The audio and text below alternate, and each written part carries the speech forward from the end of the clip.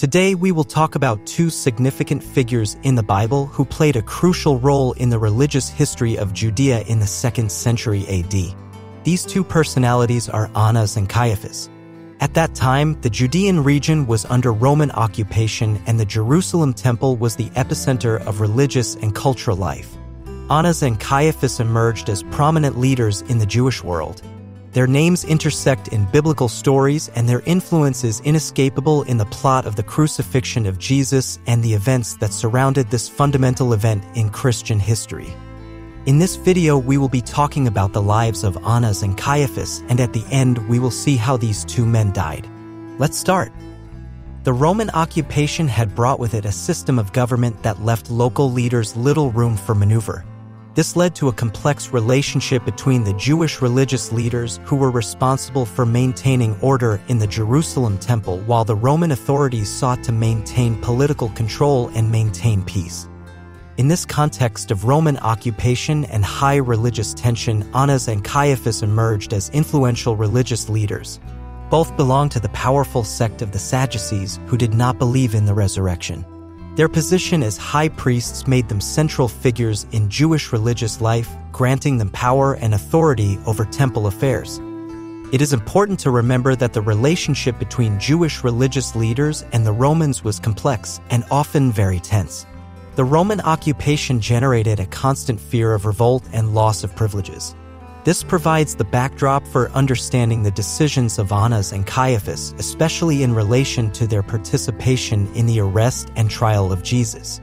So, with this historical context in mind, we will continue to explore who Anas and Caiaphas were. Anas not only held the office of high priest once as was common, but he did so on several occasions, a fact that underlines his significance in the Jewish religious leadership of the time. His first appointment occurred about the year 6 AD during the government of Quirinius, the governor of Syria, and he held office until about the year 15 AD. Let's read the Gospel of John, chapter 18, verses 12 to 14. Then the detachment of soldiers with its commander and the Jewish officials arrested Jesus. They bound him and brought him first to Annas, who was the father-in-law of Caiaphas, the high priest that year. Caiaphas was the one who had advised the Jewish leaders that it would be good if one man died for the people. During his time as high priest, Annas established a system of appointment in his family, thus ensuring continuity in religious power. His control over the high priesthood gave him considerable power in the temple in Jerusalem.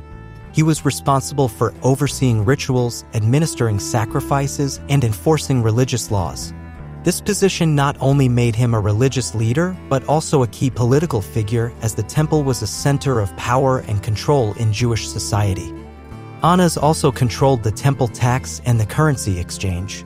In Luke chapter 19, verse 45, we see that Jesus expelled them from the temple, accusing them of turning it into a den of robbers, thus prostituting religion.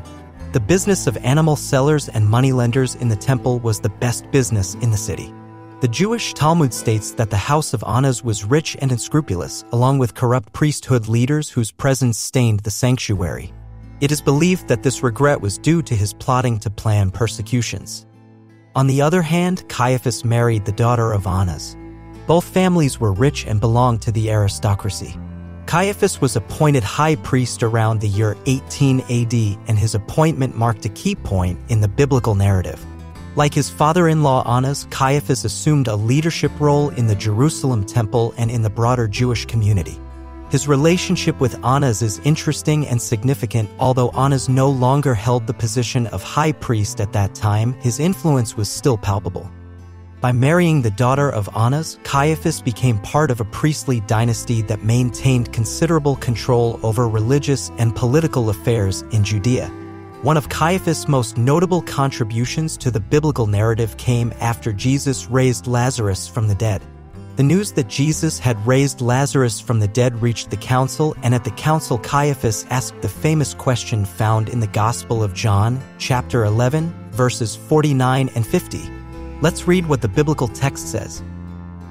Then one of them, named Caiaphas, who was high priest that year, spoke up, "You know nothing at all.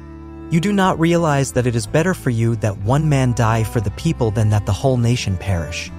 This statement by Caiaphas referred to the belief that the death of Jesus would prevent a revolt and protect the interests of Jewish religious leadership. Caiaphas' statement was like a prophecy that Jesus must die for the entire nation, and not only for the entire nation, but also to gather together the scattered children of God. The biblical account narrates that after Caiaphas' declaration, everyone in the council from that day agreed to kill Jesus. During Jesus' ministry, tensions between him and the Jewish religious leadership, represented largely by Anas and Caiaphas, gradually increased. Jesus preached a religious reform that challenged some of the teachings and practices established by the religious leadership of his time. This put him in direct conflict with the religious authorities. It was in this context that Jesus was arrested and brought before the high priest for questioning. First, Jesus was brought before Anas and then before Caiaphas, who was the acting high priest at the time. These interrogations marked a critical point in the biblical narrative.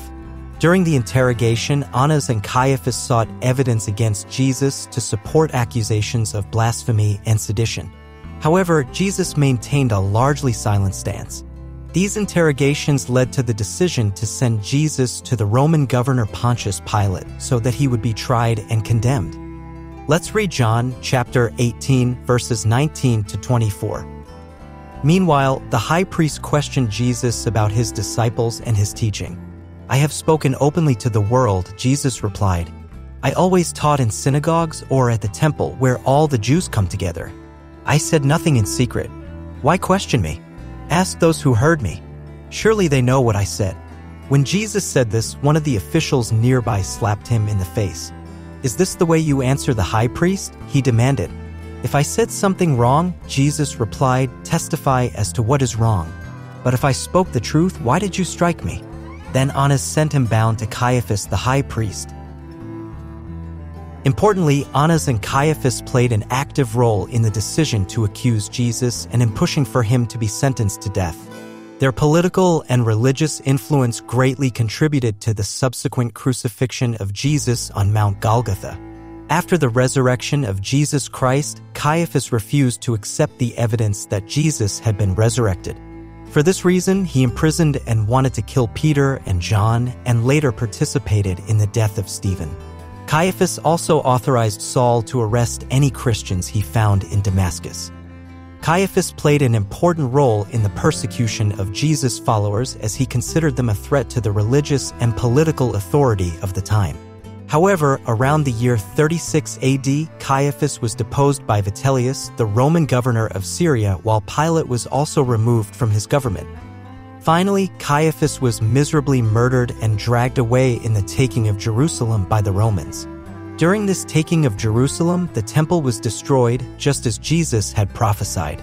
The tomb of Caiaphas' family was discovered in 1990 while a road was being built in an old cave hidden on the slopes of Jerusalem. And on the other hand, Annas died crazy, banging his head against the walls after verifying that he had killed the Messiah. And as an additional note, Matthias, the grandson of Annas, son of Theophilus, was appointed by Agrippa II as high priest in 65 AD, replacing Jesus of Gamala. He was the last high priest before the destruction of the temple and the destruction of Jerusalem that Jesus had prophesied. All Sadducee books were burned during this event. And so we are reaching the end of this video. We hope that this information is a great blessing for your life. I want to ask you a very important question. What do you think of Anas and Caiaphas and their terrible deaths? Leave us your opinion in the comments, and without further ado, now I say goodbye, and it will be with me until the next video.